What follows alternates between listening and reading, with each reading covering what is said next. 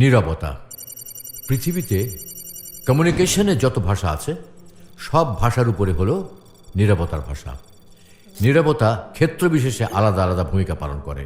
কখনো দারুণ প্রতিবাদ, কখনো সম্মতি, কখনো উপেক্ষা ইত্যাদি নানা অর্থকে প্রকাশ করে নীরবতা। কাজেই শাব্দিক শিল্প, চিত্র, সঙ্গীত কিংবা মিশ্র শিল্পর মাধ্যমগুলো এই নীরবতাকে শিল্পের মর্যাদা দিয়েছে।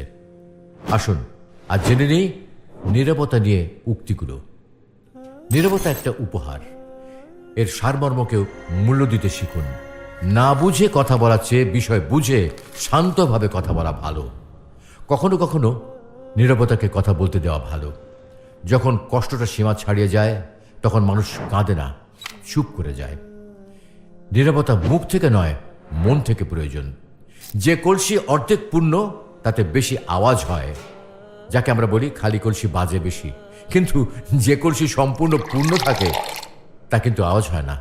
চুপ থাকতে শিখুন, দেখবেন যে আপনার সাথে একদিন খারাপ ব্যবহার করেছে সেও একদিন আপনার পায়ে এসে পড়বে।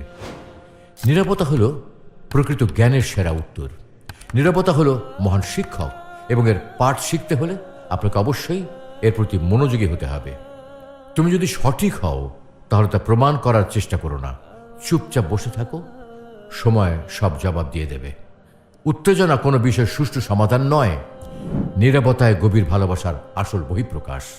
সুসময় নীরবতা হলো সবচেয়ে কমান্ডিং অভিব্যক্তি। একজন শান্ত মানুষের সংকল্পকে অবমূল্যায়ন করবেন না।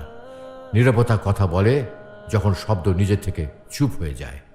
জীবনের তাড়াহুড়োতে যখন আপনি অনুভব করতে শুরু করেন যে আপনি কোথাও হারিয়ে গেছেন, তখন কিছুক্ষণ শান্তভাবে বসে থাকলে আপনি আবার সঠিক পথে হাঁটা শুরু করতে পারবেন।